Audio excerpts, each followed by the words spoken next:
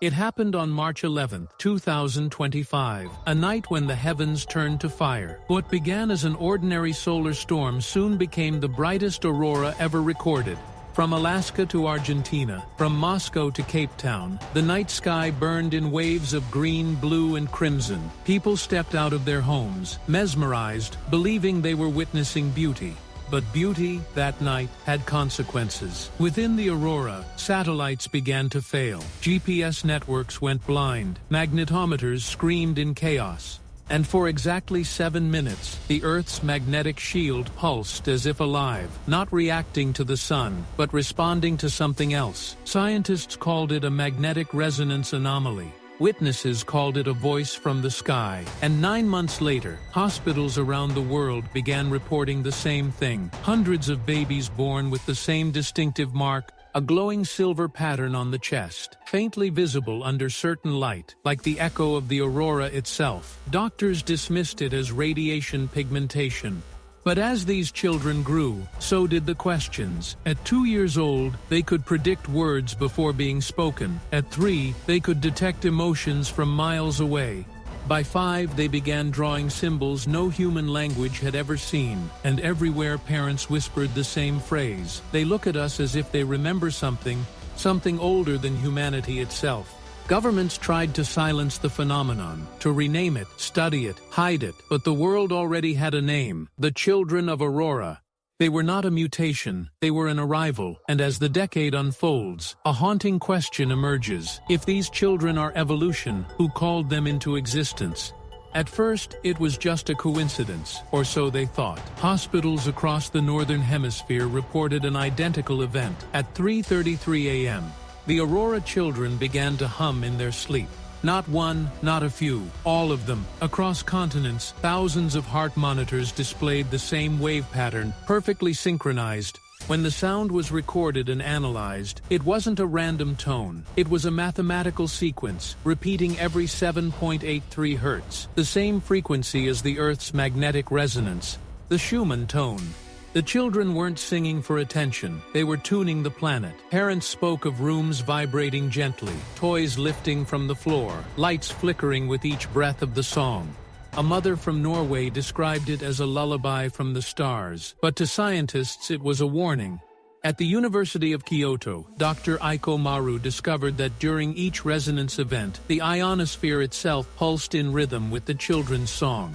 It was as if the Earth's atmosphere had become a speaker, amplifying something beyond comprehension. And then came the second phenomenon, the field. A shimmering halo of blue light began to appear around the children when they slept, not visible to the naked eye but perfectly clear through infrared cameras, each child glowing in the same electromagnetic spectrum as the aurora borealis. When several of them were gathered in the same room, those fields began to merge. For a brief moment, witnesses reported hearing voices, layered whispers that spoke in forgotten dialects. One recording captured the phrase, "Memory is returning." Governments issued denials. Media outlets were told to avoid hysteria.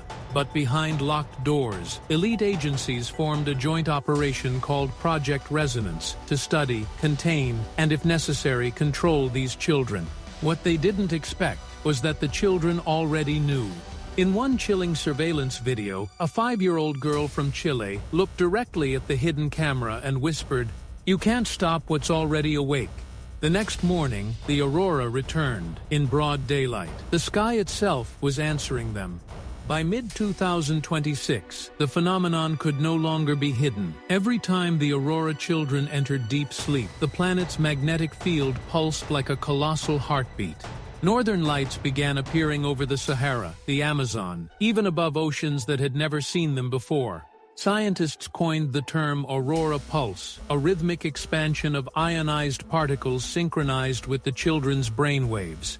But this was no longer just an atmospheric event. Weather systems began behaving with eerie precision. Hurricanes slowed down before landfall, redirecting their own paths. Drought zones received sudden rainfall. Volcanoes dormant for centuries vented harmlessly, releasing pressure without eruption. It was as if the planet had learned to self-heal. Satellite footage revealed something even more staggering. Bands of light moving like lungs across the hemisphere, inhaling and exhaling energy. Dr. Aikomaru, watching the data unfold, whispered, "The Earth is breathing through them." Crime rates dropped. Hospital recovery rates soared. The children were calming the species, but peace can be terrifying. World leaders began to panic. If an unknown group of children could unconsciously control climate and emotion, what else could they do? An emergency summit was called in Geneva. The United States, China, and the European Union proposed neural dampening devices, a network of satellites designed to stabilize electromagnetic irregularities. But others saw it differently. To them, the Aurora children weren't an accident. They were the Earth's immune response, and humanity, with its pollution, wars, and greed, was the infection. When the satellites were activated, the result was immediate and catastrophic. The auroras vanished, the skies went still, and for 3 days, silence blanketed the world. On the 4th day, as dawn rose, every child with the mark opened their eyes at once. Witnesses described the same moment in every country, the children looking upward and whispering, "You shouldn't have done that." The sky split open with light, and the heartbeat returned, louder, slower, alive. When the satellites fired their dampening pulse, governments believed they had regained control. But the pulse didn't suppress the resonance, it amplified it. Across the globe, every transmitter, antenna, and power line began to hum. The sound wasn't mechanical, it was alive. Those who listened too closely claimed to hear words hidden inside the static, words spoken in their own languages, yet resonating in perfect unison. The Aurora children stood together, eyes glowing faintly with mirrored light, and raised their hands to the heavens.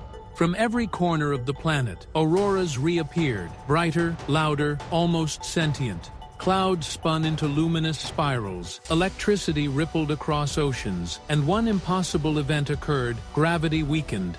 Objects levitated for seconds at a time, drawn upward by invisible threads of magnetism. Satellite footage showed a single frequency emanating from all the children at once, 8.1 Hz, slightly higher than the Schumann resonance. Dr. Aikomaru called it the awakening frequency, a tone that resonated with both the Earth's core and the human heart. The skies transformed into vast living veins of light, colors pulsating like blood through the body of a planetary being. People everywhere fell to their knees as a voice, calm and ancient, echoed across every device and every mind. "You are not separate from the Earth. You are the Earth remembering itself." Machines stopped obeying. Power plants shut down in harmony. Digital systems displayed a single sigil, the same symbol drawn by the children years before. At that moment, every child looked upward and whispered, "Now you will see what we see." For 30 minutes, the atmosphere became transparent, layers of reality peeling away like veils. People described seeing massive geometric shapes floating above the planet, luminous structures stretching into the stratosphere. They weren't ships, they were neurons. The Earth had a brain, and it had just awakened. The aurora was no longer a phenomenon, it was consciousness itself. And the children were its synapses, the bridge between species and planet, between humanity and the cosmos. But as unity spread, a single unanswered question haunted the surviving scientists. If Earth just awakened, what woke it? The world stood silent beneath a sky that had turned into a living circuit. From pole to pole, light rivers danced across the heavens, converging toward a single point above the Pacific Ocean, a blinding sphere of plasma that pulsed like a heartbeat. Inside that light, the Aurora children gathered, drawn by instinct, by something older than memory. Dr. Aikomaru and her team watched from the last functioning satellite feed. The children stood in a perfect spiral, their resonance fields glowing in synchronized waves, Earth's consciousness given form. Their voices rose again, but this time, the song didn't stop at the atmosphere. It reached the void. Telescopes across the solar system recorded it, a pulse of light extending outward faster than any known frequency. When it touched the moon, the surface reflected back a pattern, not random, not geological, a mirrored DNA helix glowing across the craters. Then, one by one, the stars flickered and replied. The signal that returned wasn't human, nor alien. It was familiar, like a forgotten chord rediscovered in a dream. It carried no words, only feeling, recognition. The cosmos remembered us, and as the pulse bathed the planet, something extraordinary happened. The aurora above every nation shifted color, forming constellations that didn't exist in any human chart. Each constellation shimmered into symbols, patterns identical to those the children had drawn years before. Dr. Maru wept as she whispered into her recorder. They were never evolving, they were reactivating. The children of Aurora began to ascend, their bodies dissolving into light, merging with the electromagnetic storm that enveloped the Earth. The final transmission captured their unified voice, echoing through every device, every heart, every frequency. We are home. The pulse faded, the skies cleared, the auroras vanished. But in every human alive, a faint rhythm remained, the 8.1 Hz hum resonating softly beneath their heartbeat. People described strange dreams afterward, of glowing oceans, crystal cities in the clouds, and children laughing among the stars. Humanity was no longer alone. It never had been. And on clear nights, if you listen closely, the wind still carries a faint echo, a child's voice whispering through the static. Remember the light. Recovered and classified by the Mystery Vault. Transmission closed.